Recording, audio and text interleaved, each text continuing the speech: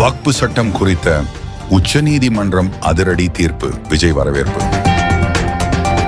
வக்ஃப் சட்ட திருத்த சட்டம் எதிரான எங்கள் மனு மீது இன்று அளித்த உத்தரவுக்கு மாண்புமிகு இந்திய உச்சநீதிமன்றத்திற்கு நாங்கள் மனமார்ந்த நன்றியை தெரிவித்துக் கொள்கிறோம் எனவும் மத்திய வக்ஃப் கவுன்சில் மற்றும் வக்ஃப் நிர்வாகத்தில் மதச்சார்பற்ற சொத்துக்களில் தலையிடாத வக்ஃப் நிர்வாகத்தில் முஸ்லிம் அல்லாதவர்களை சேர்த்தாலும் அரசியலமைப்புக்கு முரணான மசோதாவின் முக்கிய விதிகளின் மீது மத்திய அரசு செயல்படாமல் உள்ளது.